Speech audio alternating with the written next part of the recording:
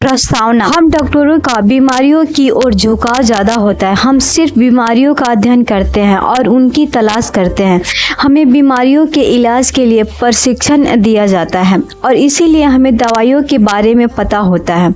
Medical school में हम औषधि विज्ञान का अध्ययन करते हैं और यह सीखते हैं कि शरीर विभिन्न प्रकार की दवाइयों को किस प्रकार अवशोषित करता है। हम यह भी सीखते हैं कि शरीर कब और कैसे उन्हें उत्सर्जित करता है। हमें यह पता होता है कि चिकित्सीय प्रभाव उत्पन्न करने के लिए कौन सी दवा किस रासायनिक क्रिया को रोकती है। हम दवाओं के साइड इफेक्ट के बारे में सीखते हैं। इनके हानिकारक प्रभावों को संतुलित करने के लिए सावधानी पूर्ण काम करते हैं। डॉक्टर अपनी दवाइयों के बारे में पूरी जानकारी रखते हैं और इनके सेवन की सलाह देने में जरा भी नहीं हिचकते।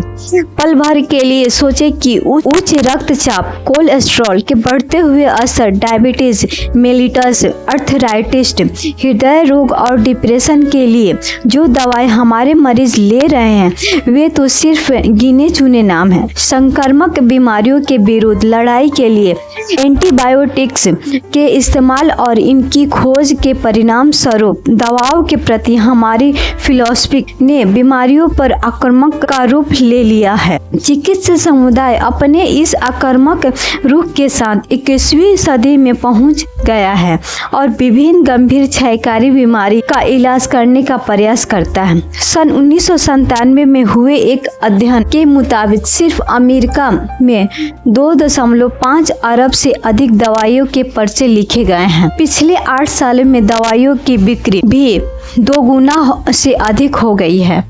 सन 1990 के अमेरिकियों ने दवाओं पर 37.7 अरब डॉलर खर्च किए।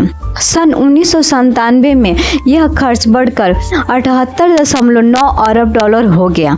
इस प्रकार दवा उद्योग स्वास्थ्य सेवा का सबसे तेज बढ़ता क्षेत्र है, जो 17% प्रति वर्ष की दर से बढ़ रहा है। गंभीर क्षयकारी बीमारी की महामारी को रोकने के लिए डॉक्टरों और बीमा कंपनियों की सारी उम्मीद इन दवाओं पर टिकी है। यह दवा उद्योग के लिए खुशी की बात है क्योंकि हम दवाओं से प्यार करते हैं। अभी तक ऐसे किसी व्यक्ति से नहीं मिला जो बेहतर स्वास्थ्य नहीं चाहता हो। हम में से अधिकांश लोग यह मान लेते हैं कि हमारा स्वास्थ्य हमेशा ठीक रहेगा, परंतु सच्चाई यह है कि हम में से अधिकतर लोग दिन प्रतिदिन अपना स्वास्थ्य खो रहे हैं।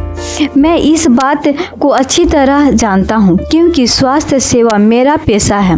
मरीजों को रोजाना उनके स्वास्थ्य की जानकारी देना मेरे पेशे में शुमार है। इनमें से कोई मरीज डायबिटीज या क्षयकारी अर्थराइटिस से पीड़ित हो सकता है या किसी हृदयाघात हो सकता है। वहीं हो सकता है कोई मरीज मेटास्टिक कैंसर से पीड़ित हो जिसके कारण उनकी जिंदगी कुछ ही महीने बची हो। बहरहाल हर व्यक्ति स्वास्थ्य बना रहना चाहता है, लेकिन उसे हमेशा इस बात की जानकारी नहीं होती है कि इस लक्ष्य को पाने के लिए क्या करना है। चूँकि डॉक्टर बीमारी और दवाओं पर ही ध्यान देते हैं, इसलिए हम अपना अधिकांश समय और प्रयास बीमारी की प्रक्रिया की पहचान करने में गंवा देते हैं, जिससे हम मरीज को इलाज या दवा की योजना बता सकें। यही नहीं, ईसा मसीह ने कहा है, स्वस्थ लोगों को नहीं बल्कि बीमारी से पीड़ित लोगों को डॉक्टर की जरूरत पड़ती है। यह जाना माना सच है। अपने खोए हुए स्वास्थ्य को पाने की कोशिश करने की अपेक्षा स्वस्थ बने रहना ज्यादा आसान है। किसी भी डॉक्टर के लिए बीमारी से बचाव पहली प्राथमिकता होनी चाहिए, परंतु जब आप अपनी सेहत की सबसे बेहतर सुरक्षा के बारे में सीखना चाहते हैं तो आप वास्तव में किसके पास जाते हैं? क्या आपका डॉक्टर आपको ये जानकारी देता है? चिकित्सा समुदाय बचावकारी दवाइयाँ के बारे में बहुत सारी जानकारी देता है और इस बारे में बीमा कंपनी की स्वास्थ्य योजना बताता है। इस सब के बावजूद बचावकारी दवाइयाँ पहली प्राथमिकता नजर आती है। अभी भी स्वास्थ्य सुरक्षा के कुल खर्च की मात्र 1% तथाकथित बचावकारी दवाइयों पर खर्च किया जाता है। वास्तव में बचावकारी दवा कार्यक्रम का एक बड़ा हिस्सा सिर्फ बीमारियों का समय से पहले पता लगाने में खर्च होता है। उदाहरण के लिए मैमोग्राम्स, केमिस्ट्री प्रोफाइल और PSA टेस्ट आदि से कैंसर या किसी समस्या की शुरुआती अवस्था में पहचान की जा सकती है। डॉक्टर भी आपके बढ़ते हुए कोलेस्ट्रॉल के स्तर को देखकर डायबिटीज और हाइपरटेंशन के बारे में जानना चाहता है, लेकिन वे जीवन शैली में परिवर्तन कर बीमारियों से बचाव के लिए मरीजों की मदद करने में बहुत कम समय देते हैं। वे रोजाना बीमारियों का इलाज करने में ही बहुत व्यस्त रहते हैं। क्या आप जानते हैं कि 6% से भी कम ग्रेजुएट डॉक्टर औपचारिक तौर पर पोषण का प्रशिक्षण प्राप्त करते हैं? और मैं यह बात बहुत ही स्पष्ट तौर पर कहना चाहूँगा कि अतिरिक्त पोषक तत्व के बारे में बहुत कम डॉक्टर मेडिकल स्कूल में ट्रेनिंग ले पाते हैं। मेरे मामले में तो यह बात पूर्णतः सत्य था। किसी भी डॉक्टर के लिए यह स्थिति बड़ी अजीब होती है जब उसका कोई मरीज उससे अतिरिक्त पोषक तत्व के सेवन के बारे में पूछता है। पहले मैं भी इस प्रकार के जवाब दिया करता था, विटामिन सिर्फ धन की बर्बादी है। उचित भोजन के जरिए हम सभी जरूरत पोषक तत्वों को प्राप्त कर सकते हैं। यदि मेरे मरीज फिर भी दबाव डालते थे तो मैं उन्हें कहता था कि अतिरिक्त पोषक तत्व संभवतः उन्हें नुकसान नहीं पहुंचाएंगे, लेकिन उन्हें सबसे सस्ते विटामिनों का सेवन करना चाहिए क्योंकि इनसे बहुत अधिक लाभ नहीं होता है। हो सकता है कि आपने भी अपने डॉक्टर के इस प्रकार के तर्क सुने हो। मेरी प्रैक्टिस के शुरुआती 23 सालों के दौरान मैंने अतिरिक्त पोषक तत्व पर विश्वास नहीं किया था, लेकिन पिछले 7 सालों में चिकित्सा साहित्य में प्रकाशित शोधों को पढ़ने के बाद मेरी धारणा बदल गई। इस दौरान मैंने जाना वह बहुत ही चौंकाने वाला है। इनसे मेरी प्रैक्टिस को बदल दिया। मैं पूरी तरह बदल चुका हूँ। मेरी तरह दूसरे डॉक्टर का भी पोषण के प्रति दृष्टिकोण क्यों नहीं बदल रहा है? सबसे पहले डॉक्टर को अपने मरीजों को किसी भी प्रकार की हानिकारक योजना या उत्पाद से बचाना चाहिए। मेरा विश्वास कीजिए, मैंने ऐसे कई अज्ञानी डॉक्टरों को देखा है जिन्होंने मेरे मरीजों को मूर्ख बनाया। डॉक्टरों को सिर्फ उन वैज्ञानिक शोधों पर विश्वास करना चाहिए जो चिकित्सा प्रयोग द्वारा प्रमाणित किए गए हों। क्योंकि मैं जानता हूं कि चिकित्सा शोध पर सबसे प्रभावशाली उपलब्ध प्रमाण है, इसलिए मैंने इस पुस्तक में इनके परिणामों को ही प्रस्तुत किया। यहाँ पर मेरे द्वारा बताया गया कोई भी चिकित्सा शोध किसी काल्पनिक या वैकल्पिक जर्नल से नहीं लिया गया है। इसके लिए मैंने विश्वसनीय मेडिकल जर्नल जैसे New England Journal of Medicine, Journal of the American Medical Association, British Lancet और इसी तरह के कई अन्य जर्नल को आधार बनाया है। अधिकांश डॉक्टरों द्वारा अतिरिक्त पोषक तत्व के विचार को बचावकारी दवाइयों की तरह स्वीकार नहीं करने की एक अन्य वजह यह है कि वे क्षयकारी बीमारियों के कारण को पूरी इस तरह समझ नहीं पाते हैं। जो लोग इसे बायोकेमिस्ट्री और वैज्ञानिक शोधों के लिए दिलचस्प विषय मानते हैं, वे मानते हैं कि इसका व्यवहारिक उपयोग बहुत कम है। दरअसल शोध वैज्ञानिक और सामान्य डॉक्टर के बीच एक बहुत बड़ी खाई है। फिर भी शोधकर्ता इन बीमारियों की एक मुख्य जड़ का पता लगा रहे हैं, लेकिन सिर्फ कुछ डॉक्टर ही इस विज्ञान को मरीजों पर आजमाते हैं।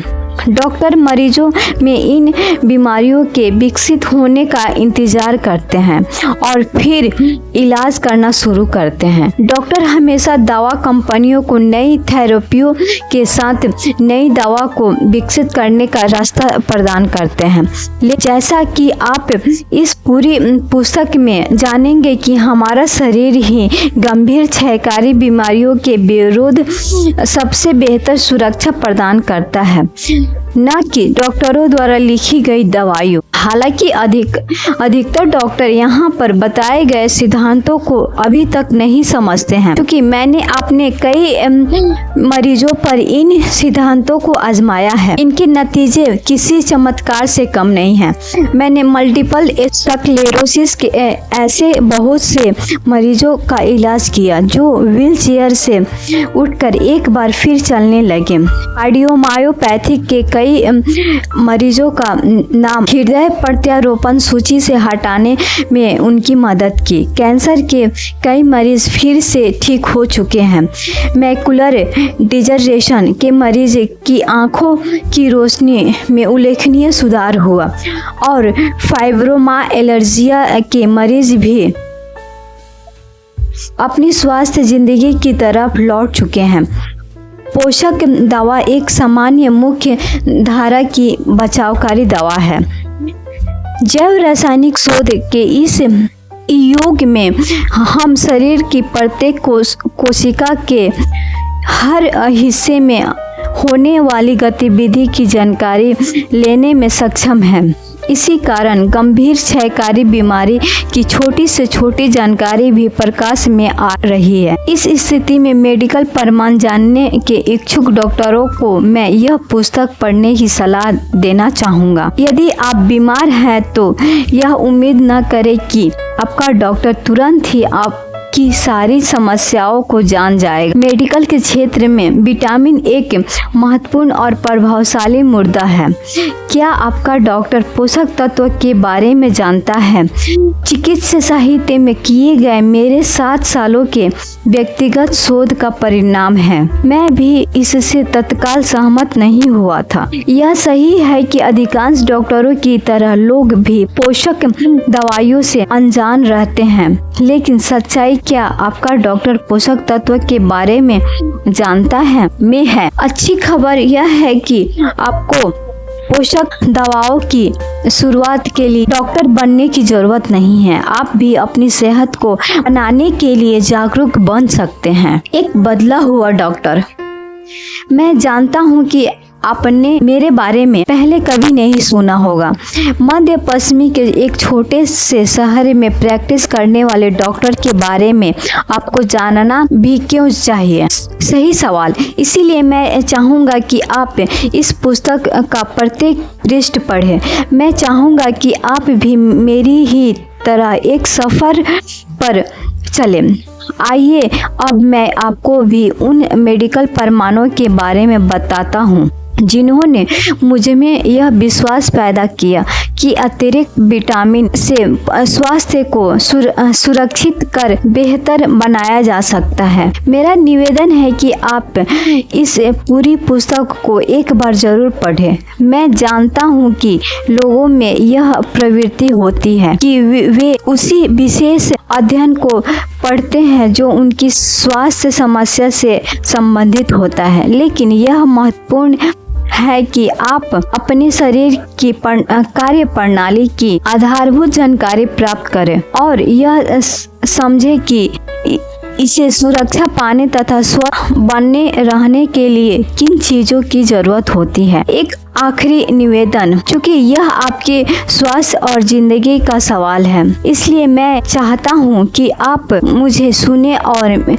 मेरे निर्णय को माने। मैं यह भी कहना चाहता हूं कि आप खुले दिमाग से मेरी बातों को उसी प्रकार स्वीकार करें जिस प्रकार मैंने बचावकारी दवाओं के चमत्कार को पहली बार जाना था। भले ही मैं एक अच्छा डॉक्टर था, लेकिन मुझे स्वास्थ्य के बारे में बहुत कुछ सीखना था, इसलिए मुझे बहुत नर्म बनना पड़ा। क्या आप भी यही इच्छा रखते हैं? धन्यवाद।